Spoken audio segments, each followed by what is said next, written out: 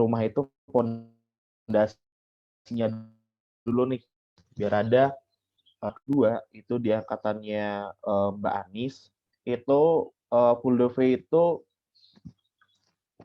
berjalan selama 2 tahun gitu.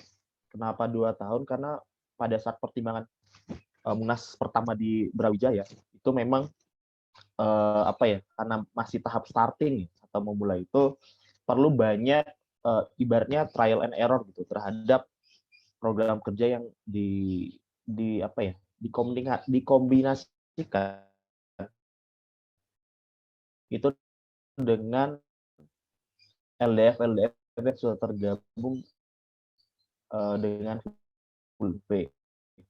Nah, memang sayangnya saat itu ya regional 5 itu tidak aktif sama sekali gitu pada saat tahun kedua gitu.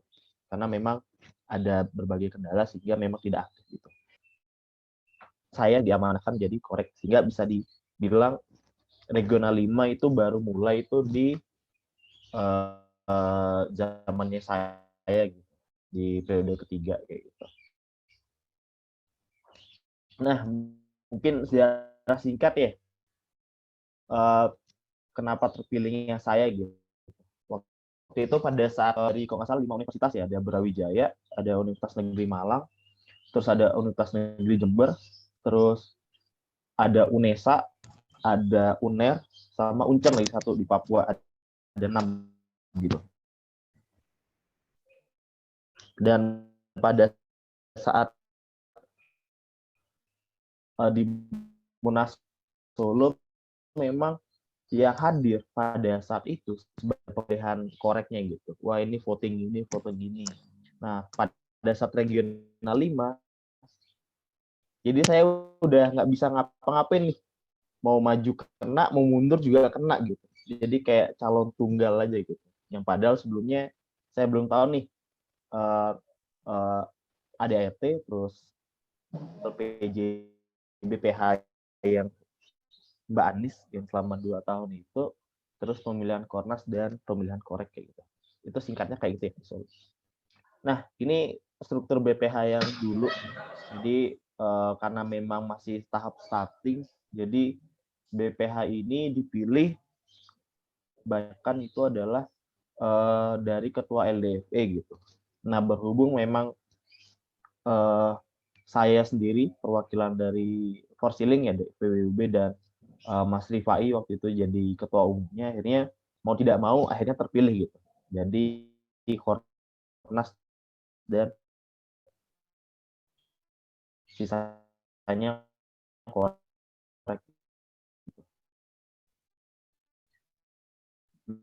Nah, regional lain juga sama gitu, kebanyakan sebagai korek 5 ya. Pada saat itu ada banyak drama lah ibaratnya pada saat itu. Kenapa? Karena pertama waktu itu karena baru mulai tahu full the V. Jadi sebelumnya nggak tahu nih full the V itu apa, tiba-tiba ujuk-ujuk gitu ya. Terus dipilih jadi koordinator regional. Sehingga bingung nih. Nah, gua nih harus ngapain gitu kan. Saya ini harus ngapain tuh bingung segala macam, mau konsultasi juga bingung sama siapa karena sebelumnya nggak pernah kenal sama pendahulunya gitu. Ya akhirnya di 2 minggu pertama itu kayak masih bingung. Terus step yang dilakuin pertama kali itu adalah, nah untuk yang pertama kali dilakuin stepnya itu adalah waktu itu adalah cari partner ya atau enggak sekretaris regional gitu. Nah waktu itu karena berhubung sangat ibaratnya drama banget, sehingga partner saya sendiri itu saya ambil dari sekretaris humas waktu itu. Jadi kayak partner di Forstiling di FEBUB itu saya ajuin untuk jadi partner ya, karena memang partner saya yang di Full Devi itu karena udah punya planning gitu. Ini ke depan mau gimana segala macam. Akhirnya dari sekian ya singkat cerita dia mau gitu jadi partner saya. Terus yang kedua tuh ada delegasi ya. Nah, delegasi ini apa ya? Waktu itu sejarahnya karena memang harus di regional 5 itu mereka juga bingung gitu. Lah kok ujuk-ujuk kok ada full V gitu kan. Ujuk-ujuk kok minta delegasi segala macam. Sehingga ini menjadi tantangan tersendiri waktu itu bagi saya selaku koordinator regional untuk bagaimana caranya itu masing-masing dari LDF itu mengirimkan delegasinya gitu. Nah, singkat cerita waktu itu saya langsung gitu ya menghubungi ketua-ketua LDFV yang ada di Regional 5 dan sempat bersilaturahmi juga waktu itu untuk ke Surabaya, ketemu dengan ketua dari UNESA, terus juga ketua dari UNEDS, akhirnya sama UNER kalau nggak salah perwakilan dari UNER, akhirnya kita sepakat bahwa masing-masing universitas itu mengirimkan delegasinya gitu. Memang keadaannya agak jomplang. Kenapa agak jomplang? Karena pertama mereka kaget gitu ya, kok ujuk-ujuk delegasi gitu kan. Terus bingung nih yang mana mau didelegasin karena pada dasarnya mereka sudah mempersiapkan kadernya untuk jadi ketua di LDFV-nya masing-masing kayak gitu. Nah itu tantangannya waktu itu. Ya alhamdulillahnya waktu itu memang agak jomplang. Kebanyakan waktu itu delegasinya dari UNESA dan dari UB gitu. Dan sisanya cuma dapat masing-masing satu jatah gitu. Dari UNER ada satu, dari UNESA ada satu, dan dari Uncen Papua ada satu. Nah menariknya di sini pada saat menginformasikan terkait Huluvik kepada Uncen Papua ya, itu mereka memang dari awal memang tidak ada LDF gitu. Jadi adanya LDK, Lembaga Dakwah Kampus. Jadi kayak pusatnya gitulah. Dan berhubung memang pada saat pendirian pertama Huluvik itu delegasi dari Uncen itu memang diutus dari LDK-nya, bukan dari LDF-nya sendiri. Nah, itu singkat cerita untuk step delegasinya. Nah, yang ketiga ini ada brainstorming gitu ya. Nah, brainstorming ini saya lakuin itu ketika sebelum rakernas gitu. Kenapa saya lakuin kayak ibaratnya kayak rakernak yang pertama lah gitu. Biasanya kan rakernak itu dilakukan setelah agenda rakernas ya. Ini saya lakuin lebih dulu karena waktu itu kondisinya lagi tahap starting ya, tahap memulai dari nol gitu. Jadi dikumpulin semua perwakilan LDF-nya. Waktu itu agendanya di Brawijaya waktu itu untuk brainstorming-nya sendiri. Dan yang datang itu kebanyakan memang dari UNESA dan dari UM gitu. UNER ada perwakilan. Yang tidak hadir itu memang dari UNEDS sama dari Uncen karena memang jaraknya mobilnya sangat jauh gitu ya. Dan juga ini brainstorming-nya juga mendadak gitu karena memang harus dituntut untuk segera melakukan ini karena rakernasnya mepet. Jadi kan sebenarnya agenda itu setelah pemilihan Kornas dan Korek itu maksimal waktu itu ya di zaman saya itu 1 bulan sudah terbentuk kepengurusan dan di bulan kedua itu sudah diagendakan rapat kerja nasional gitu. Karena waktunya sangat mepet dan tahap starting akhirnya saya melangkahi aturan yang sebenarnya rakernas itu dilakukan setelah rakernas gitu. Hanya saya kumpulin, saya bahas brainstorming sedikit terkait dengan ke-full-devean itu seperti apa dan arah geraknya bagaimana. Itu step langkah awal yang pada saat starting dimulai gitu. Nah, terus pada saat setelah itu, nah balik lagi ya. Nah ini menarik nih. Kalau teman-teman di sini bicara terkait dengan pengorbanan gitu ya. Nah, pengorbanan apa sih yang sudah teman-teman lakuin sampai sekarang gitu terkait dengan mungkin organisasi terus juga ataupun secara khusus dari Fuldepe gitu ya. Nah, menariknya di sini waktu itu saya sempat terpilih gitu ya mewakili Indonesia gitu untuk berangkat ke Seoul ke Korea gitu untuk dipilih sebagai salah satu peserta yang lolos untuk ibaratnya kayak nampilin suatu budaya Indonesia ke Korea gitu. Nah waktu itu di hari yang sama juga ini flashback sedikit ya di hari yang sama juga saya terpilih jadi korek gitu. Jadi di hari yang sama tuh saya terpilih jadi korek dan juga saya lolos ke Korea Selatan gitu. Nah karena tahap starting ini sangat drama ya waktu itu ya. Sehingga akhirnya harus diputusin nih. Kalau saya milih ke Korea waktu itu, Full Duve Regional 5 ini nggak akan jalan. Kenapa? Karena memang rentetan waktunya sudah mepet banget gitu. Di sisi lain, waktu itu yang ke Korea itu adalah pengalaman pertama saya lolos untuk kompetisi di luar negeri gitu. Sehingga banyaklah drama di situ, harus debat juga sama ketum segala macam. Akhirnya waktu itu saya putusin bahwa oh ya udah, yang Korea saya lepas, mau nggak mau saya harus lakuin rakrek yang pertama. Nah, rakrek pertama itu sebenarnya adalah hari di mana seharusnya itu saya berangkat ke Korea gitu. Jadi saya bilang ke teman-teman semua waktu itu, delegasi-delegasi yang datang ya, bahwa karena memang arahnya pada saat itu adalah starting, akhirnya saya membumikan nih, maksudnya ibaratnya kayak kampanye gitulah gitu. Kalau udah apa sih yang kalian korbankan sampai saat ini gitu. Kalau masih cuma berkorban waktu, mungkin teman-teman yang lain tuh bisa berkorban lebih banyak gitu, supaya kita bareng-bareng buat bangun Full Duve kayak gitu. Nah, setelah rakrek yang pertama itu dilakuinlah rakernas di Bandung gitu. Nah, tujuan rakernas di Bandung ini untuk memposisikan arah gerak Full Duve itu sebenarnya gimana sih arah geraknya gitu. Jadi baru dibuat arah geraknya itu pada saat rakernas di Bandung gitu. Dan memang waktu itu diputuskan oleh Sekjen dan Kornas ya, bahwa dalam tahap starting awal ini memang fokusan dari Full Duve itu sendiri itu adalah membentuk sumber daya manusianya sendiri gitu.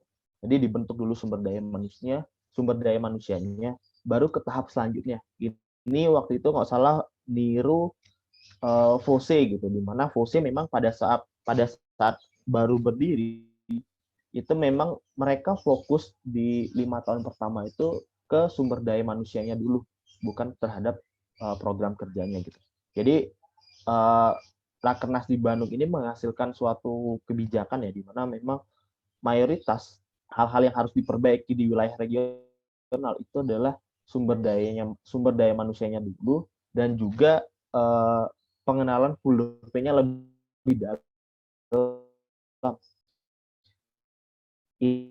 Ini nanti Full Duve ini arah geraknya mau dibawa kemana sih?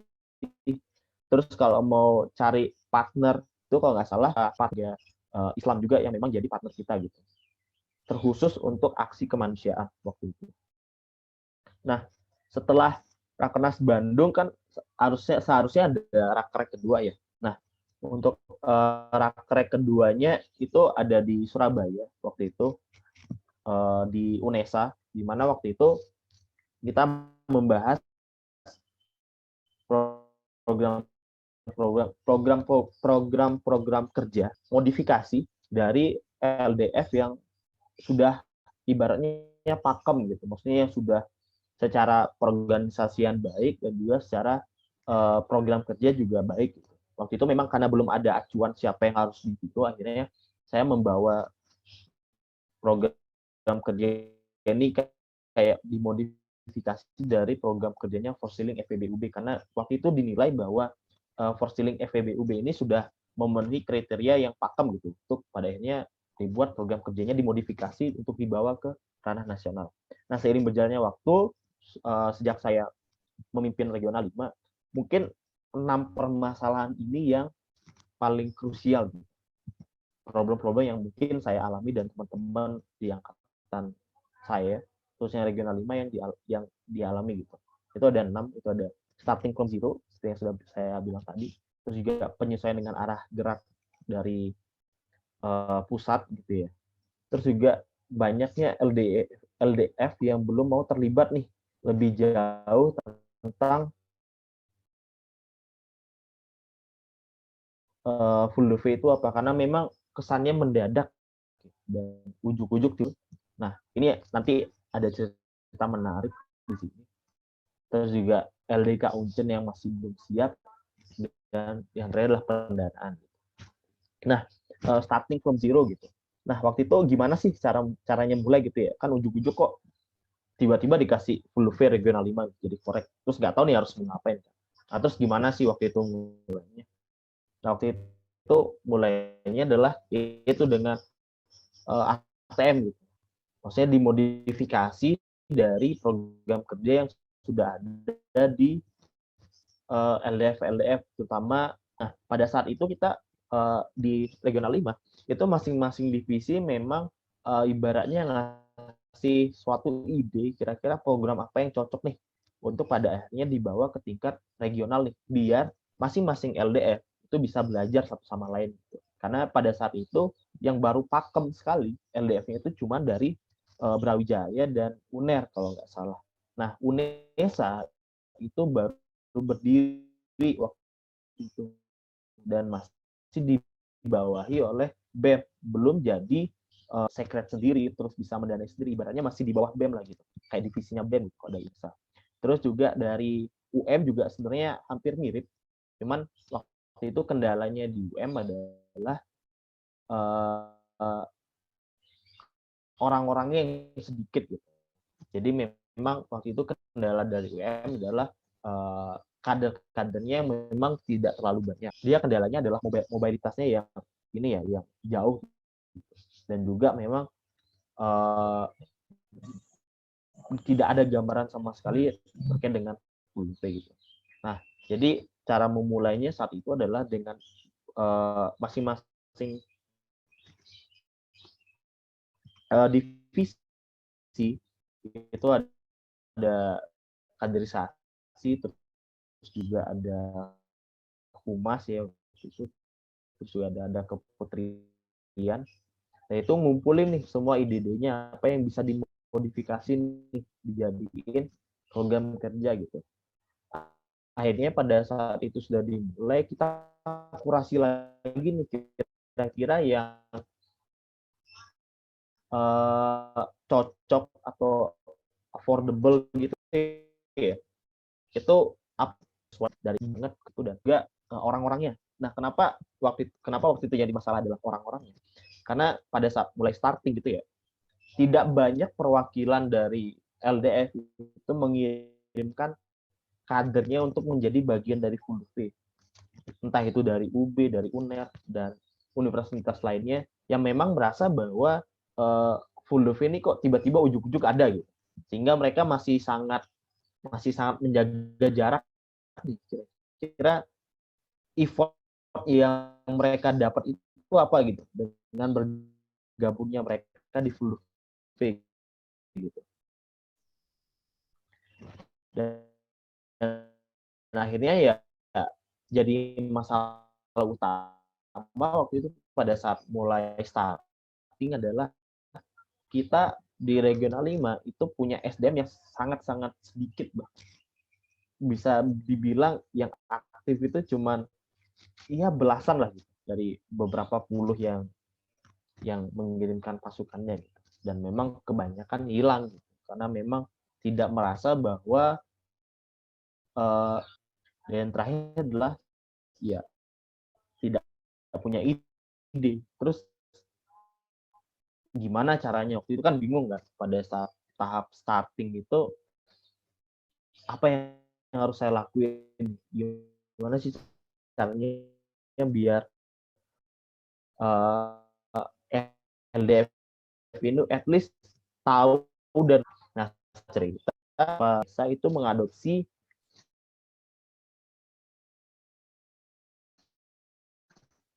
salah satu program kerja yang ada di Porsiling FPB UB gitu, sehingga dipraktekkan untuk tahap startingnya ya, itu problemnya. Terus, nah ini arah gerak pusat nih. Jadi seringkali itu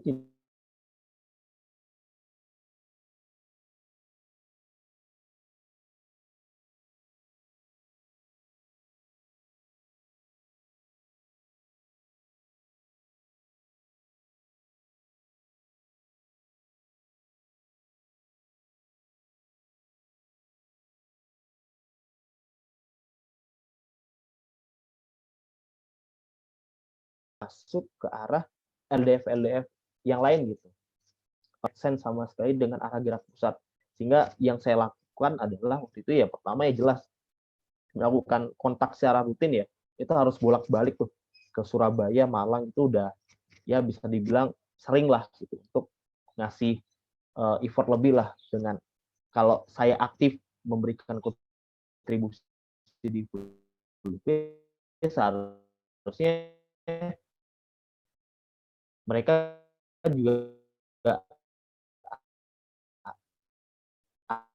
akan aktif gitu dengan memberikan mungkin masukan apa ya ini regional.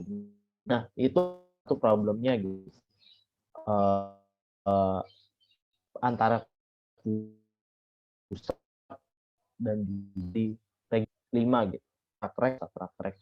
Nah waktu itu juga ya ada ujuk-ujuk ini nih LDF ini harus kemana gitu. Contoh itu ada Uncen ya, Uncen kan belum ada regional 5 gitu. Nah sayangnya di kepengurusan berikutnya itu tidak si perwakilan ini memang sudah semester akhir dan memang fokusnya untuk skripsi gitu sehingga tidak punya waktu lagi untuk ngurusin LDF yang baru dibentuk gitu. Dan memang kadernya sendiri pun sangat terbatas kayak gitu. Nah, terus sampai saat ini teman-teman ngalamin ya, itu adalah kurangnya kontribusi LDF.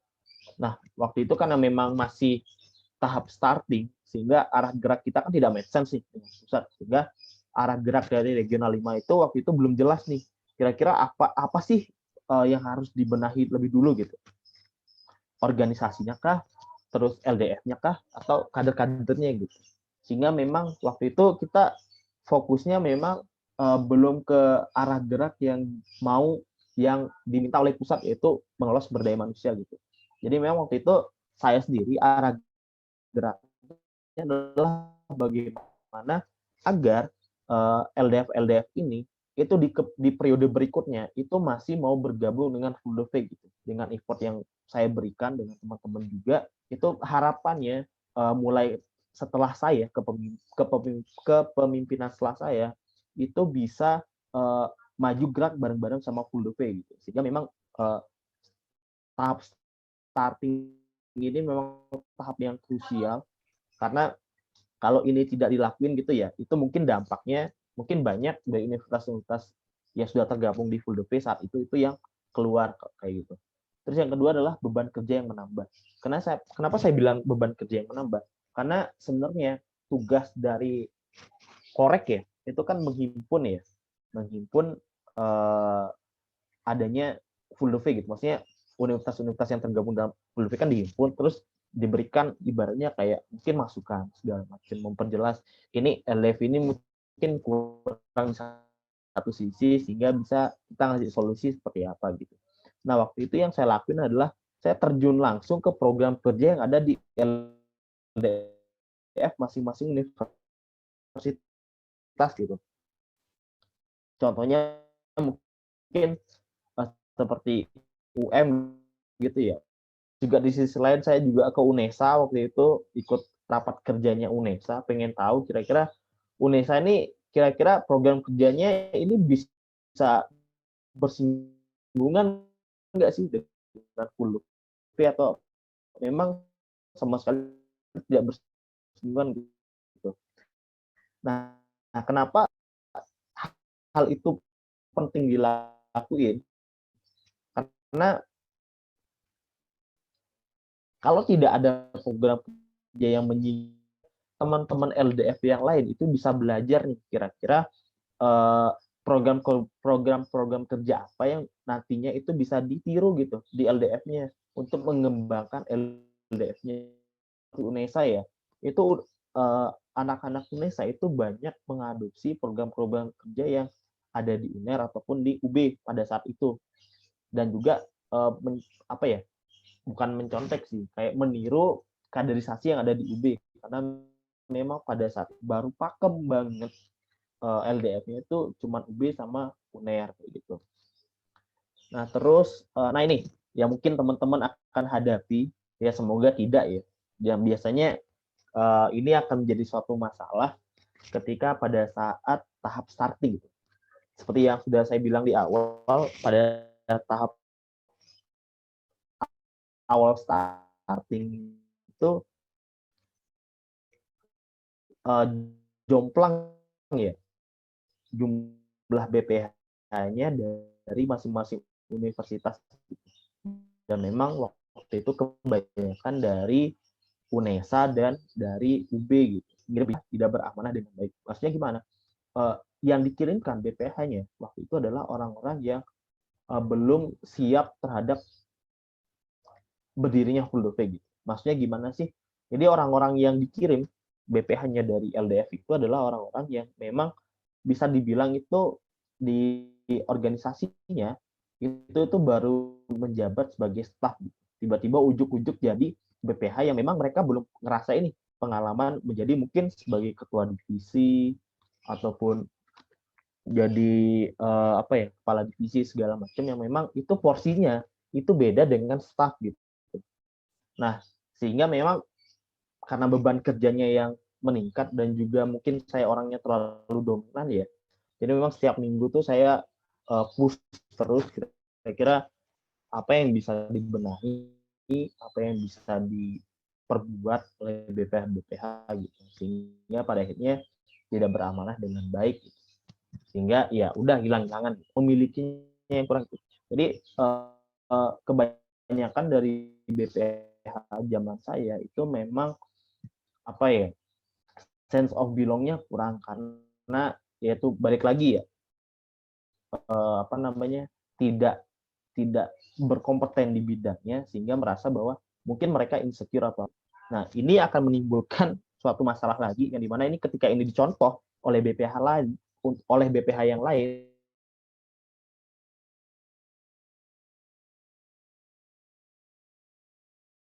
human resource gitu di kuliah gitu sehingga pada saat itu saya izin ke pusat saya minta izin untuk mengeluarkan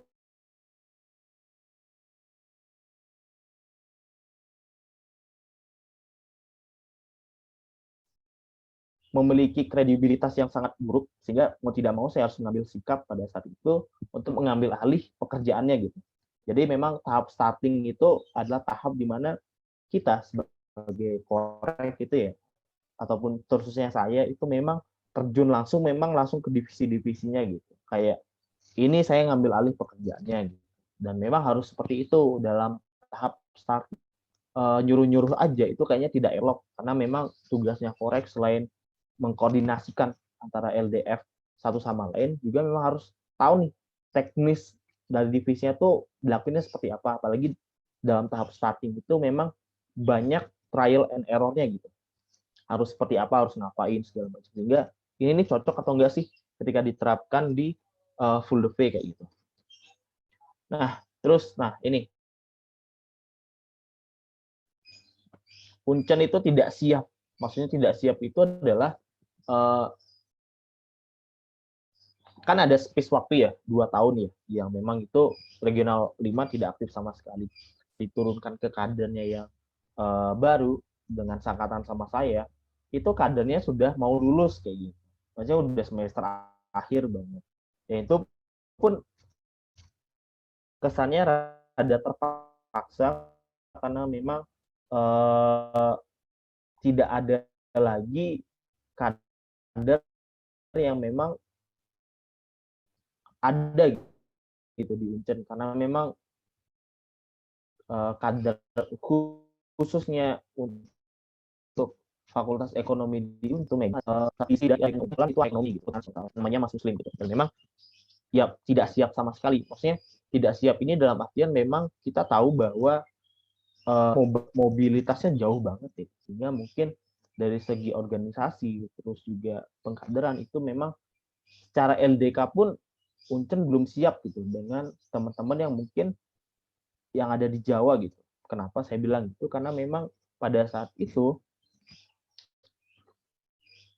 ibarat kayak kriteria organisasi yang pakem ataupun yang sudah siap itu memang kebanyakan memang itu yang ada di Jawa gitu. Karena mungkin aksesnya mudah terus juga cara pengkoordinasiannya sangat mudah, terus juga kalau mau belajar juga sangat mudah ya, bisa safari universitas itu segala macam. Sedangkan kasusnya di Papua sana memang sangat jarang terjadi, apalagi memang di sana kan banyak kan minoritas. Pun kalau mereka safari universitas juga kendalanya juga hampir-hampir mirip, sehingga memang waktu itu Uncen tidak siap gitu.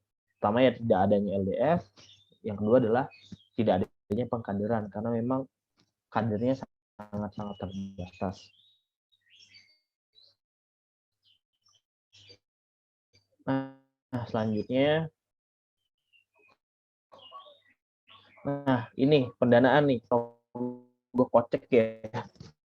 Terusnya buat saya pribadi itu tidak menganggarkan. Jadi kan pada saat mulai starting itu kan sudah dirumuskan nih rencana anggarannya untuk ke periode selanjutnya kan. Karena waktu itu ujuk-ujuk tiba-tiba ada full day sehingga banyak LDF itu tidak menganggarkan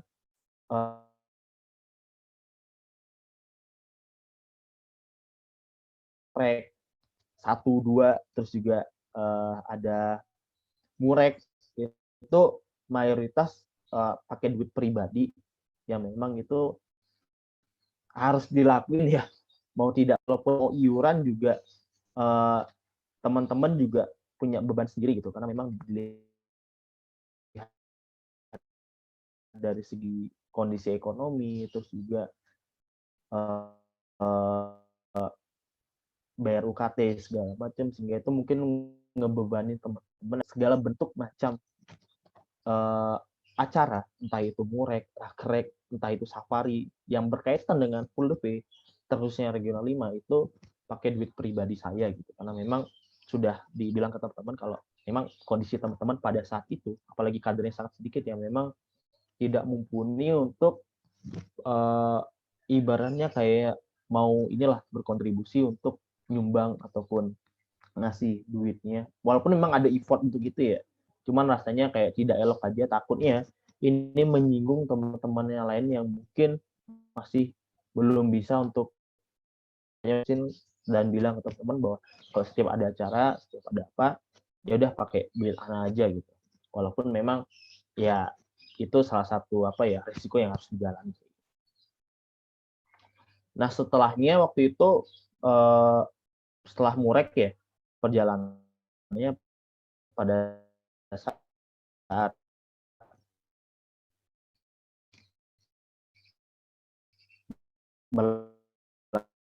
berlangsungnya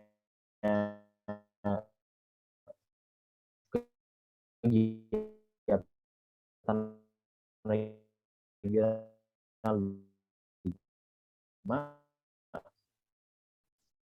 itu kan Munas di masalah sebenarnya bukan hanya regional 5 aja targetnya gitu. Nah, waktu itu pada saat mulai starting saya mulainya dari nol. Kalau ini nggak jalan, kemungkinan kepengurusan selanjutnya itu nggak ada full day regional 5 gitu. Ibaratnya kayak ya udah hilang gitu regional 5. Kalau emang kerjanya hilang-hilangan gitu. Dan waktu itu memang pada saat LPJ di Unsut, alhamdulillahnya waktu itu bisa dibilang lah regional 5 itu kinerjanya paling unggul dibandingkan dengan regional lain, karena pada saat itu kita sudah ngelakuin hal-hal ataupun program kerja yang ini tidak dilakukan oleh regional lain, yang padahal apa ya itu tuh sangat krusial kalau dilakuin gitu. Contohnya mungkin kayak leadership training itu kan kayak ngumpulin satu otak gitu, dengan berbagai kepala yang ada, dengan ketua-ketua yang segala macam, ataupun pengkoordinasian organisasinya itu pakem gitu, maksudnya bisa dibilang untuk next periodenya itu bisa dipastikan universitas-universitas yang tergabung pada saat itu masih bertahan gitu. Nah ini beda kondisinya dengan regional lain, bahkan regional lain pun ada universitas yang memang tidak berkontribusi sama sekali gitu dengan adanya full day gitu. Mungkin contohnya seperti UGM gitu kan. Kalau kita tahu bahwa UGM kan mungkin secara kualitas itu bagus ya. Tapi UGM itu tidak ibaratnya tidak mau, bukan tidak mau ya, belum mau untuk ngasih lebih kepada full day gitu. Sehingga jatuhnya mereka tidak mau ikut campur nih. Padahal UGM adalah salah satu yang ngebentuk full V gitu. Ini juga berlaku di regional lain gitu. Banyak universitas yang pada akhirnya tidak mau ikut andil itu seperti apa gitu. Sedangkan pada saat itu saya bisa pastikan regional 5 alhamdulillah untuk next sprint maksudnya sudah mulai merata lah pembagian dari segi BPH-nya, terus juga dari segi kinerjanya segala macam, sehingga bisa dipastikan kepemimpinan setelah saya regional 5 itu aman, maksudnya masih tetap begitu. Ya, mungkin itu dari saya. Terima kasih. Mungkin ada pertanyaan dari teman-teman. Kalau kita mau sharing aja gitu ya. Maksudnya jangan menutup diri gitu. Kalau pengen tanyain apa, silahkan tanya. Kalaupun masih bingung, bisa langsung konsultasi gitu. Mungkin biar sama-sama belajar aja gitu. Ya, sekian. Baik, alhamdulillah. Materi yang cukup baik mengenai kilas balik nih teman-teman dari sejarah Fulldove. Kata sejarawan juga menurut Robin Winks dari asal Amerika bahwasanya belajar sejarah itu sangat penting sehingga teman-teman mengetahui masalah-masalah yang terjadi maupun menyuntikkan semangat teman-teman dalam ukhuwah dakwah ini teman-teman. Mungkin selanjutnya kita masuk ke sesi tanya jawab ya.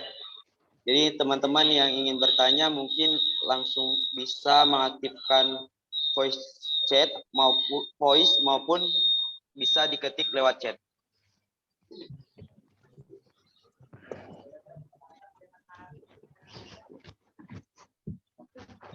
Bertanya moderator. Saya Kak. Siap. Kepada Akslardin dipersilakan.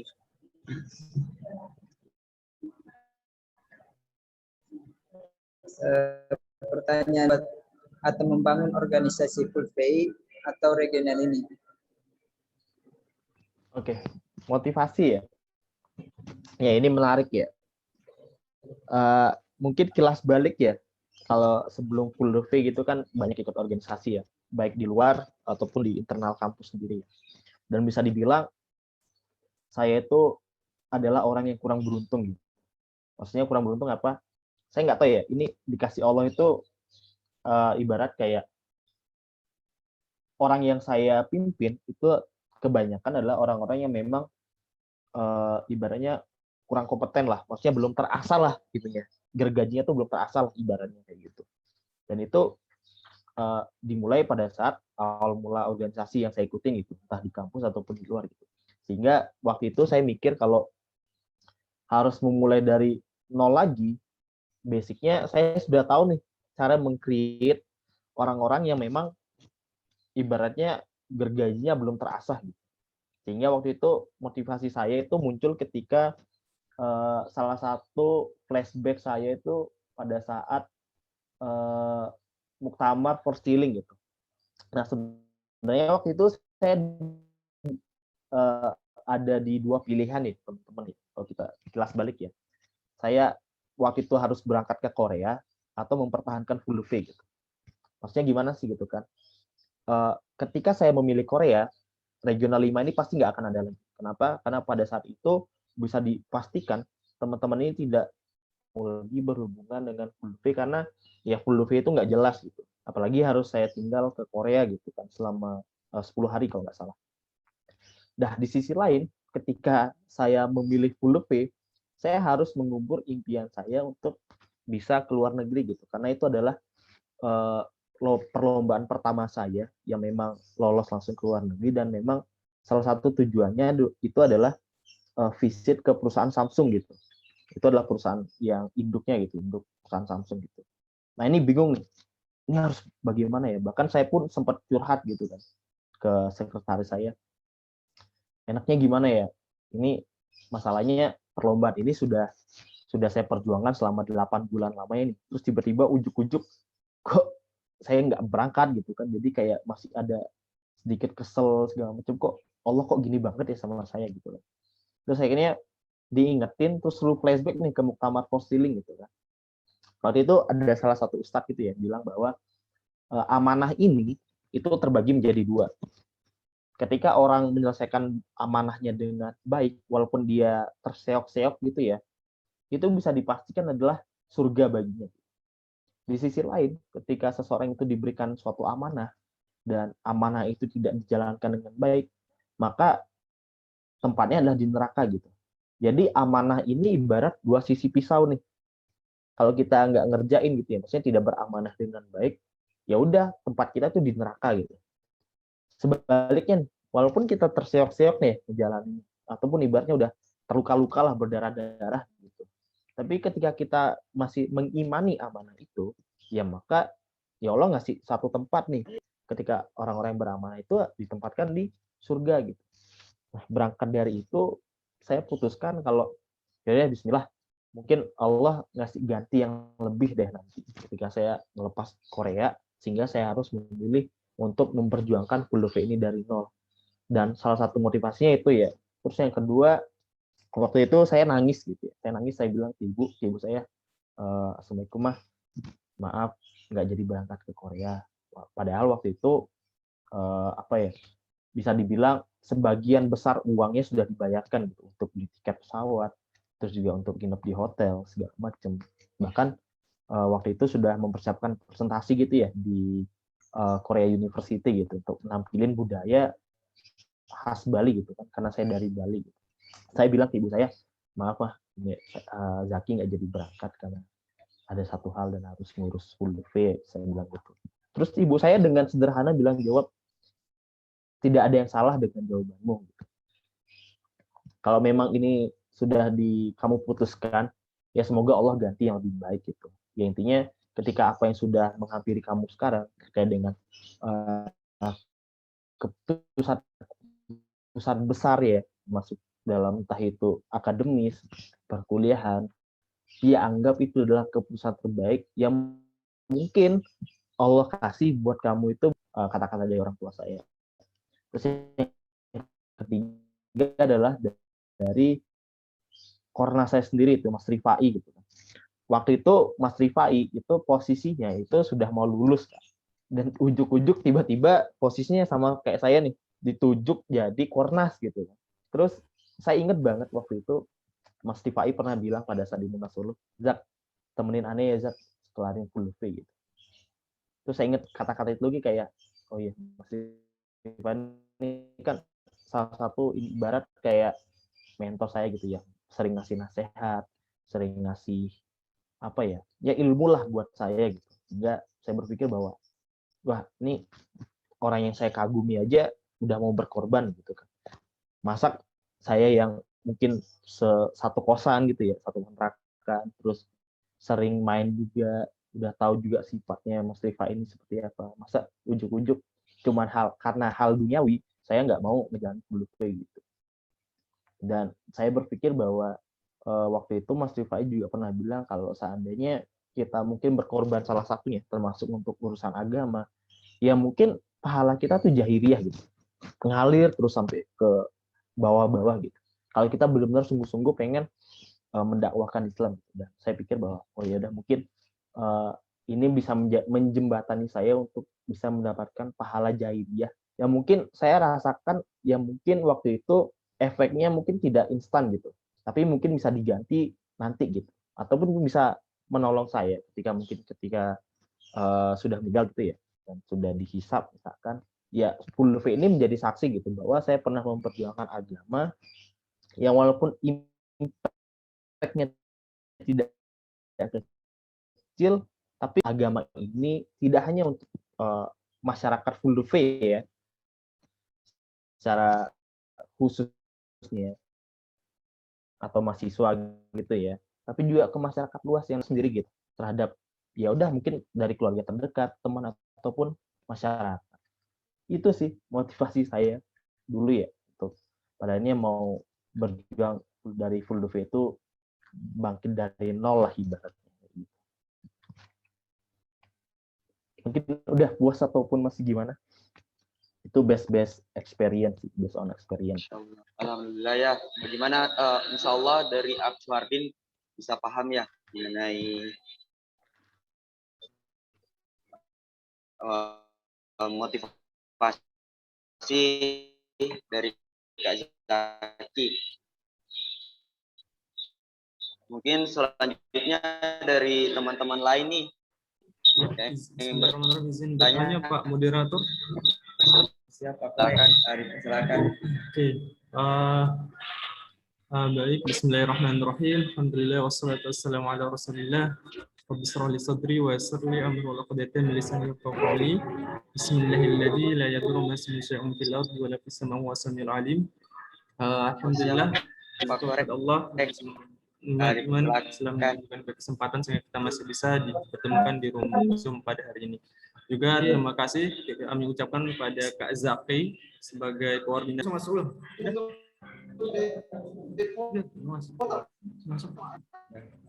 Anak silakan.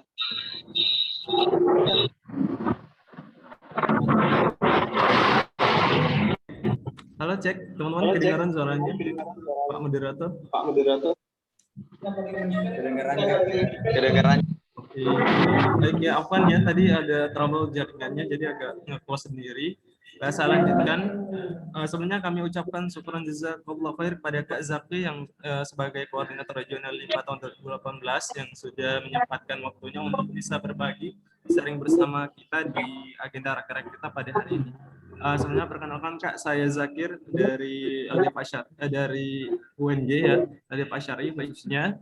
Dan alhamdulillah kemarin saya diamanahkan sebagai korek 5 ya, meskipun dalam siap maupun tidak ya qadarullah memang itu yang harus saya terima gitu. Nah, betulnya Kak, saya mau tanya terkait kebetulan mumpung Kak juga sempat hadir pada saat ini. Jadi kita semua di sini Kak rata-rata gabung himpunan dari semua LDF di universitas yang tergabung di regional 5. Nah, yang perlu saya tanyakan terkait dengan output dan benefit yang akan teman-teman LDFE yang akan mereka dapatkan gitu Kak. Dan yang itu menjadi hal yang membingungkan bagi saya sendiri. Kira-kira mereka gabung secara nasional, sebenarnya output yang mereka dapatkan apa? Apakah sebatas networking, kemudian menambah teman-teman mereka ataupun beberapa pengetahuan ya kalau sekadar seperti itu. Kalau misalnya teman-teman pengalaman kita di LDF tahun lalu, di tahun lalu ya, impact saya di LDF Asyari di UNG ya. Jadi impact full fake LDF itu belum terasa sama sekali ya kalau dari saya. Waktu kemarin saya di LDF itu jadi ketua LDF juga, dan kemarin juga diamanahin sebagai korek. Selepas dari ketua LDF saya langsung diamanahkan jadi korek. Nah, yang jadi pertanyaan saya Kak, kira-kira bagaimana untuk menyampaikan ke teman-teman, menguatkan mereka kira-kira output yang mereka dapatkan oleh masing-masing LDFE itu ketika bergabung di Volva itu apa Kak sebenarnya?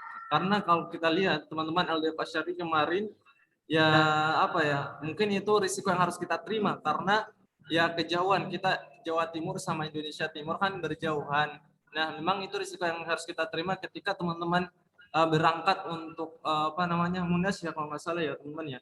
Ya itu sekitar 3 orang dan ya cuma makan biaya yang cukup besar. Nah, ketika ada biaya yang mereka keluarkan, itu yang perlu dipikirkan tentang output, terkait dengan output dan benefit yang mereka akan dapatkan gitu Kak. Jangan sampai ada penyesalan yang timbul kepada mereka setelah keluar.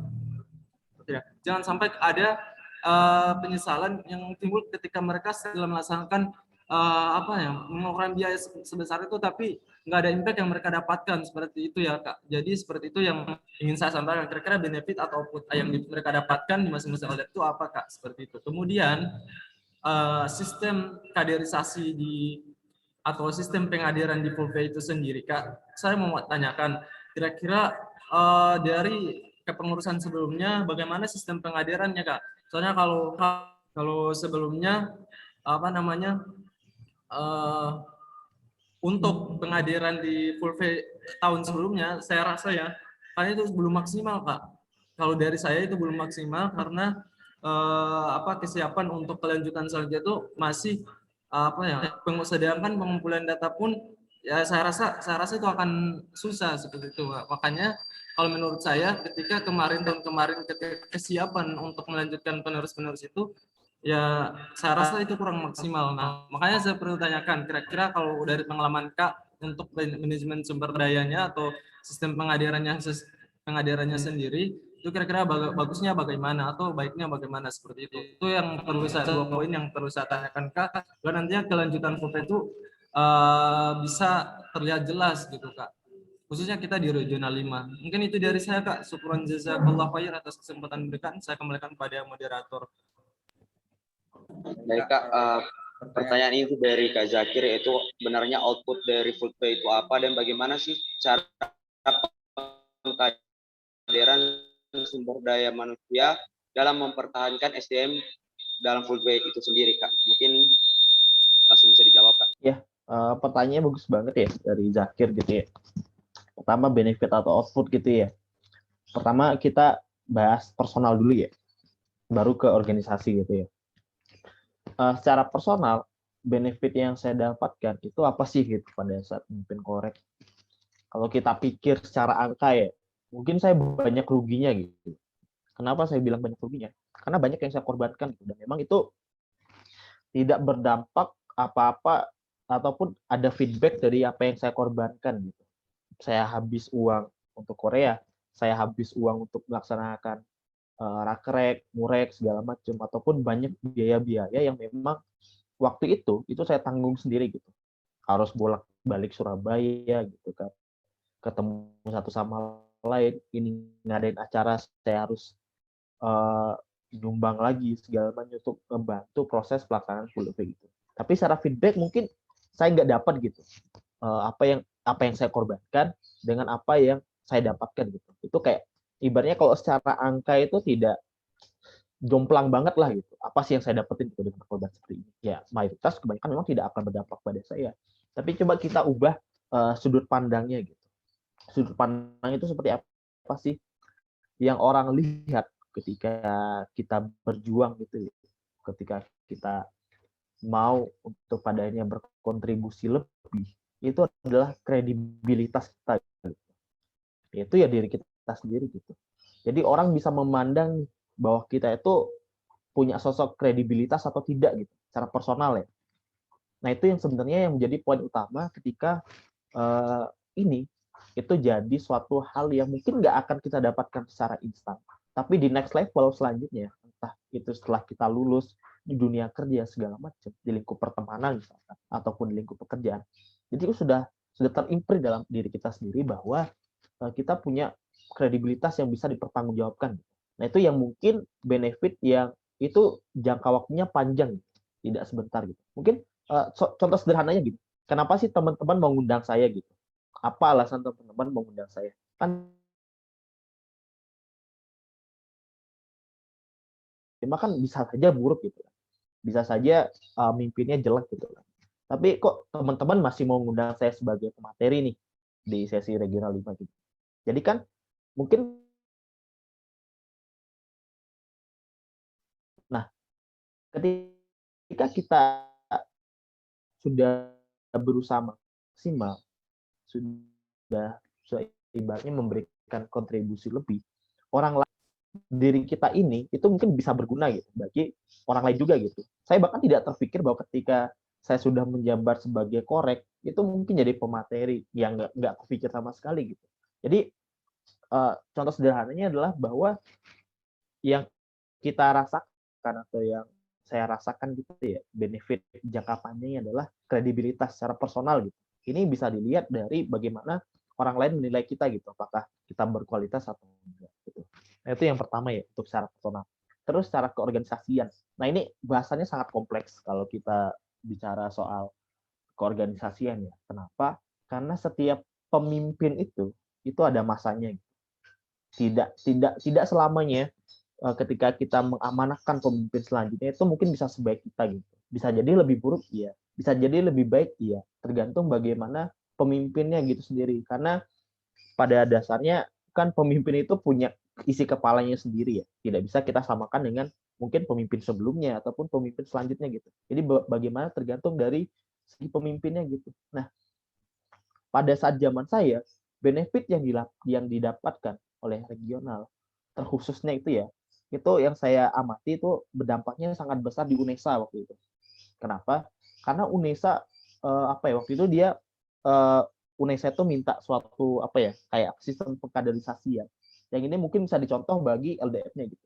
Waktu itu karena kita belum membuat sistem kaderisasi secara nasional, akhirnya saya kasih nih sistem kaderisasi yang dilakukan oleh Forstilling FEBUB gitu. Dan alhamdulillah itu dipraktekkan langsung di periode selanjutnya gitu bagi si UNESA.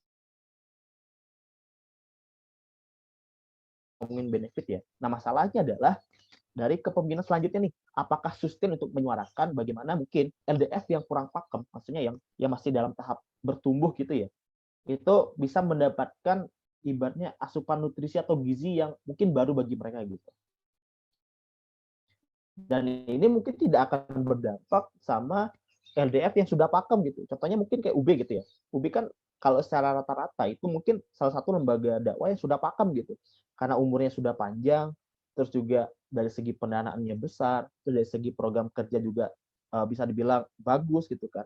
Ya UB ini nggak akan dapat benefit apa-apa karena mereka sudah di strata tertinggi gitu. Ibarat kayak segitiga gitu ya. UB ini udah di pucuknya lah gitu, di atas gunungnya lah gitu. Tapi yang mendapatkan benefit lainnya seharusnya adalah yang di bawah-bawahnya nih, yang LDF yang mungkin masih dalam tahap perkembangan ataupun LDF yang masih baru berdiri gitu. Nah, masalahnya adalah si pemimpin ini mau nggak nih mengarahkan, contohnya ya, kalau kita gambar secara ilustrasi gitu ya, anggaplah Forstilling FEBUB nih, levelnya udah di atas nih. Terus ada LDF yang baru berdiri gitu, misalkan ya. Anggaplah Uncen gitu ya. Nah, bagaimana caranya si pemimpin ini bisa ngasih ibaratnya knowledge bagi si Uncen ini untuk menduplikat apa yang sudah dilakukan oleh si FEBUB ini gitu, Forstilling FEBUB gitu. Jadi sebenarnya kalau kita ngomongin benefit, itu akan terasa ketika yang masih tumbuh itu punya kemauan belajar yang tinggi. Dan itu harus dikoordinasikan tentunya antara korek dan ketua LDF-nya gitu. Kenapa? Karena pada dasarnya dari bagaimana sikap pemimpinnya dalam mengarahkan organisasinya itu sendiri. Jadi memang keterlibatan antara ketua LDF dan korek ini ataupun dengan full face secara keseluruhan gitu ya, itu harus intens gitu. Nggak boleh sampai kayak ada gap gitu. Karena kalau ada gap itu bahaya. Bahayanya kenapa? Karena pertama universitasnya mungkin bisa hilang ataupun insecure. Yang kedua yaitu tidak mendapat benefit apapun gitu dari keikutsertaannya di full day gitu. Padahal tujuan utama dari full day itu adalah kan menghimpun LDF ya. Salah satu misinya adalah bagaimana LDF ini itu bisa berkembang kan. Nah, bagaimana mungkin LDF ini bisa berkembang kalau aktivitas antara ataupun konektivitas antara korek dan ketua LDF-nya ini kurang gitu. Makanya di sini ini akan berjalan dan akan mendapatkan benefit ketika si korek dan ketua masing-masing LDV ini mau bekerja sama gitu, saling menghimpun, saling membantu kira-kira apa yang bisa Pulupi hadirkan bagi mereka yang kurang ini. Karena sebenarnya masalah utama dari universitas-universitas itu ya, selain mobilitasnya yang sangat jauh adalah mereka tidak punya kesempatan untuk belajar. Baik lagi, mereka tidak punya kesempatan untuk belajar. Nah, tugas Puldevi itu adalah menghimpun orang-orang yang niatnya ingin belajar, itu disesuaikan dengan kebutuhan belajarnya. Gitu. Misalkan dari Gorontalo nih, wah ini kita kayaknya dari segi kaderisasi kayaknya kita harus butuh belajar. Kira-kira mana yang mau jadi role model nih dari LDF yang sudah berkembang, bisa UNER, bisa UNESA, bisa UB, dan lain-lain lah. Ibaratnya ada role modelnya gitu. Sehingga benefit yang didapatkan pun ada gitu. Jadi harus ada konektivitas gitu. Kalau UB mah kalau dilihat secara benefit mungkin nggak dapat apa-apa gitu karena mereka sudah ada di rantai puncak teratas gitu. Dibandingkan mungkin LDF bagaimana mengkoordinasikan agar UB ini bisa ngasih contoh ataupun bisa jadi role model bagi teman-teman LDF yang lain untuk bisa bertumbuh dan berkembang. Itu ya untuk benefitnya secara secara umum gitu. Yang kedua apa tadi? Sorry, pertanyaannya saya lupa. Dan bagaimana sih Kak yang kedua itu sistem pengkaderan. pengkaderan dalam mempertahankan sumber daya manusia? Nah, sebenarnya kalau kita lihat sistem pengkaderan ini kompleks ya. Maksudnya sistem kaderisasi ini tidak bisa dibangun dalam waktu yang singkat gitu. Contohnya FOSE. FOSE itu butuh hampir 10 tahun itu untuk membuat suatu sistem kaderisasi yang pakem. Apalagi kita nih baru berapa tahun berdiri, bro, gitu kan, ibaratnya. Maksudnya masih banyak PR-PR yang harus kita hadapi lah, maksudnya kita jalani gitu, untuk terutama sistem pengkaderisasi ya. Mungkin sederhananya gini, kalau lihat sistem pengkaderisasi, coba lihatlah lembaga-lembaga yang memang itu kaderisasinya bisa dibilang bagus gitu. Dan ini bisa dijadikan contoh. Mungkin contoh simpelnya kayak tadi nih, UNESA meniru kaderisasinya dari UBIK. Itu cuma contoh sebagian kecil. Tapi kalau di standarisasi secara nasional, ini akan kompleks. Kenapa? Karena pada dasarnya kita harus frame dulu nih, satu visi misi dulu nih. Maksudnya harus dibuat suatu blueprint, di mana blueprint ini disepakati dalam beberapa tahun gitu. Contohnya mungkin kita buat sistem kaderisasi yang anggaplah di zaman saya ya, itu saya buat sistem kaderisasi itu dalam jangka waktu 5 tahun. Tiba-tiba ujuk-ujuk di tengah jalan ada COVID nih kan.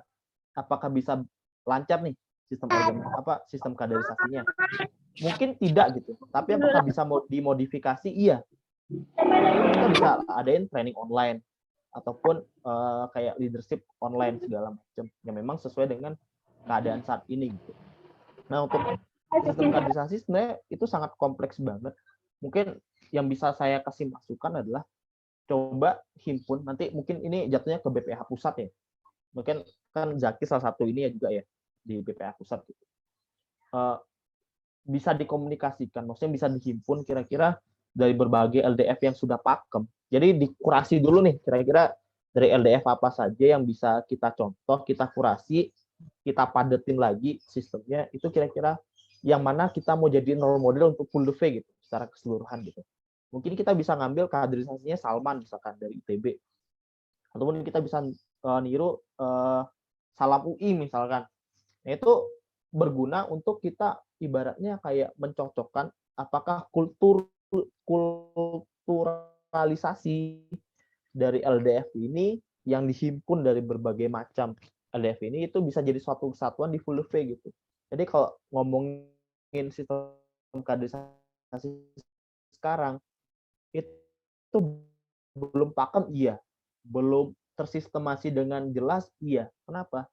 Karena pergantian BPH itu kalau saya lihat, saya amati ya, itu sistemnya berubah-ubah gitu. Tidak runtut satu hal itu difokusin sampai ke jenjang berikutnya selanjutnya gitu. Bahkan kalau kita lihat dari kejadian Menteri Pendidikan kemarin ya, itu kan Menteri Nadiem itu akan buat peta jalan ya, peta jalan pendidikan gitu. Dan bahkan salah satu anggota Komisi 9 DPR RI itu bilang, peta jalan ini jangan sampai ini putus di era Nadiem aja gitu. Tapi harus berkelanjutan nih. Setelah Nadiem siapa gitu. Pokoknya harus berkelanjutan terus. Nah, seharusnya kaderisasi itu juga seperti itu gitu. Jangan hanya putus di satu generasi aja. Akhir itu kaderisasinya berubah-ubah gitu. Nah, itu kan pada ini tidak sustain nih. Kira-kira kaderisasi ini mau seperti apa sih di full V? Makanya mungkin saran saya untuk Zakir ya, teman-teman, dan di BPH pusat juga, coba buat sistem kaderisasi yang ini long term gitu, jangka panjang gitu. Makanya perlu adanya riset, perlu adanya data, terus juga perlu adanya pengenalan dengan LDF yang lain. Itu ya penting gitu untuk jangka panjang gitu. Jadi dibuat skemanya dan dibuat ibaratnya kayak ini berkelanjutan terus. Jangan sampai setiap generasi putus punya program baru, putus punya program baru. Ya full V ya akan seperti ini terus gitu. Teman-teman yang lainnya mungkin nggak dapat feedback yang gimana-gimana karena tidak sustainable gitu proses program kerjanya, terutama dari segi kaderisasinya. Mungkin itu ya, Zakir. Apa ada kurang ataupun mau diperjelas lagi?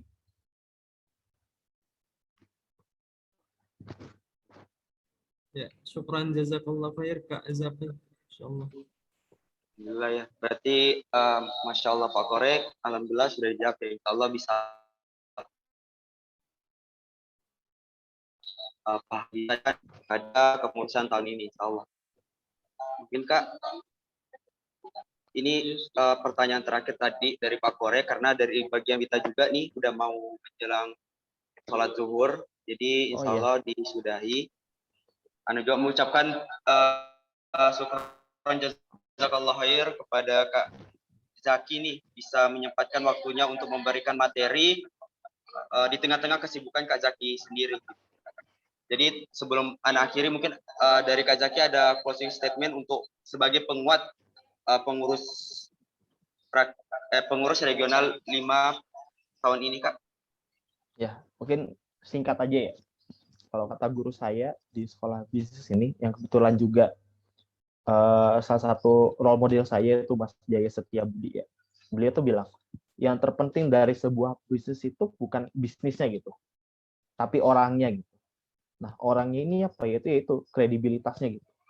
Ketika kita mungkin bangkrut itu ya pada saat menjalankan bisnis, mungkin banyak orang yang akan menolong kita karena kita punya kredibilitas. Sama nih sama teman-teman semua gitu. Kayak suatu organisasi yang masih abu-abu lah ya bisa dibilang, maksudnya masih belajar, masih belum jelas arah geraknya. Coba teman-teman pahami bahwa teman-teman sifat dari Nabi itu kan, Nabi itu orangnya yang amanah gitu. Dia menyelesaikan semua amanahnya dengan baik gitu. Walaupun dalam menjalankan amanahnya banyak hal-hal yang mungkin tidak enak gitu, yang dirasakan oleh Nabi kita sendiri, Nabi Muhammad. Lah wong Nabi Muhammad aja nih ya dalam menjalankan amanahnya mungkin dia ibaratnya banyak perlakuan kasar lah terhadap beliau gitu. Lah kita nih apa gitu kan? Kita nih kayak cuman ya Allah baru cuman sekedar ini gitu. Bahkan pemimpin-pemimpin terdahulu pun rasa sakitnya tuh lebih banyak, lebih sakit gitu dibandingkan apa yang sudah kita korbankan di organisasi yang mungkin cuman segini aja gitu. Nah, jadi coba teman-teman pahami bahwa yang terpenting suatu organisasi itu adalah pertama amanahnya, yang kedua adalah bagaimana teman-teman membentuk suatu kredibilitas untuk teman-teman sendiri gitu. Karena ini kredibilitas bangun jangka panjang. Mungkin nanti pada saat Zakir dan teman-teman di sini sudah selesai beramanah di full day ya, ketika Zakir misalkan di suatu saat nih, Zakir minta bantuan si A, si B. Si B ini udah tahu nih, oh Zakir ini kerjanya bagus nih. Jadi saya nggak sungkan untuk nolong. Beda sama orang yang ya udah jadi BPH hilang misalkan. Jadi kalau mereka minta tolong sama orang lain juga ragu. Lah dia aja dulu sebagai teman saya kerjanya seperti ini gitu. Lah gimana saya mau percaya untuk nolong dia gitu. Nah, membangun kredibilitas itu penting, salah satunya lewat organisasi. Teman-teman di sini apa ya? Jangan hianati suatu prosesnya. Kalaupun nggak enak, coba dilihat pemimpin-pemimpin sebelumnya gitu. Dari angkatan pertama, angkatan kedua, angkatan ketiga. Bahkan sampai waktu itu ada satu kisah gitu ya.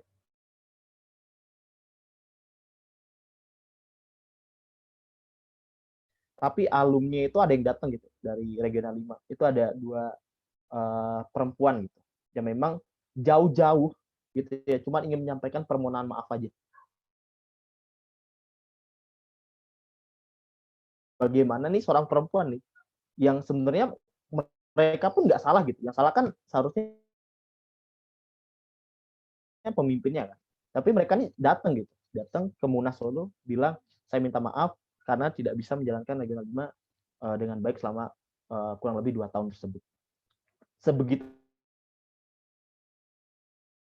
mereka ingin menuntaskan amanah yang walaupun tersiok-siok alas gitu ya, ataupun lagi kufur segala macam. Coba lihat bagaimana perjuangan pemimpin sebelumnya itu mendirikan full day itu seperti apa, sehingga teman-teman ada gambaran nih, punya mood apa ya, power booster lah gimana apa yang sudah ada sekarang. Tinggal teman-teman ibaratnya berkreasi terus menyampaikan ide segala macam, totali aja lah gitu. Jangan nanggung-nanggung, gak beramanah, karena kalau nanggung-nanggung hasilnya juga akan nanggung-nanggung gitu. Itu sih dari saya,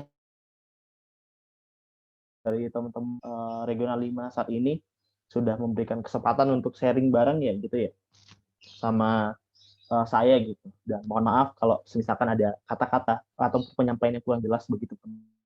Harapan saya teman-teman tetap semangat dalam walaupun kondisi pandemi seperti ini, coba berkreasi lebih lanjut lagi, apalagi di dunia digital gitu ya. Bagaimana proses perorganisasiannya itu mungkin bisa dilihat dari teman-teman yang lain yang mungkin bisa jadi role model untuk proses teman-teman semua gitu. Ya, sekian dari saya. Terima kasih. Wassalamualaikum warahmatullahi Waalaikumsalam.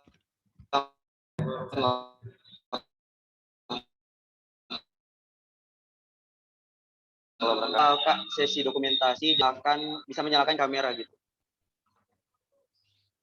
Baik, Ana hitung ya. Untuk operator siap untuk di setiap slide. 1, 2,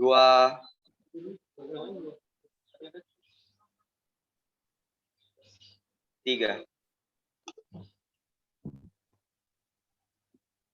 Sekali lagi Kak. Mungkin teman-teman yang belum aktif bisa menyalakan kamera ya. Nah, hitung 1, 2, 3.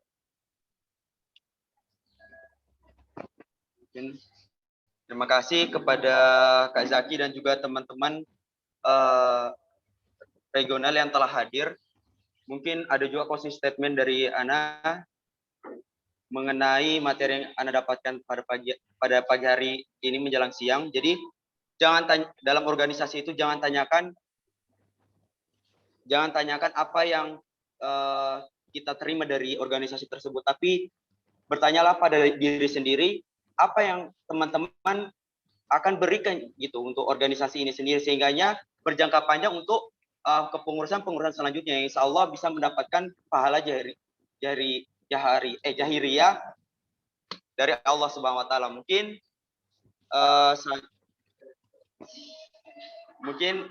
kegiatan ini selanjutnya kita pending dulu. Insya Allah di 12.30 WIB kita akan masuk lagi ke room teman-teman. Mungkin Ana dari panitia mundur diri. Wassalamualaikum warahmatullahi wabarakatuh. Ana kembalikan ke Master Seremoni. Oke, baik. Terima kasih teman-teman. Syukron jazakumullah khair pemateri yang Masya Allah luar biasa sekali materinya hari ini. Kilas balik tentang Regional 5, ternyata teman-teman kita merasakan bahwa kita yang sangat begitu berjuang, ternyata orang-orang terdahulu lebih berjuang lebih banyak dibanding kita begitu. Jadi teman-teman insya Allah kita pending sampai di pukul 12.30 waktu Indonesia Barat dan 13.30 waktu Indonesia Tengah. Karena sebentar lagi ini adil ya teman-teman. Jadi yang dari Wita nggak terlambat sholatnya, yang dari juga nggak terlambat sholatnya gitu. Setelah itu dari pending itu kita akan masuk ke sharing komite, di mana kita akan membahas seluruh departemen, program departemen yang ada. Jadi kepada sekretaris departemen, kepala departemen, dan seluruh stafnya mohon stay di tempat, karena kita akan mendiskusikan dan menerima aspirasi dari teman-teman LDFE yang ikut bergabung di rapat kerja hari ini. Baik teman-teman, stay safe, tetap stay tune di Zoom. Sampai ketemu nanti di 12.30 waktu Indonesia Barat. Saya Maharani selaku Sekrek. Wassalamualaikum warahmatullahi wabarakatuh. Waalaikumsalam warahmatullahi wabarakatuh.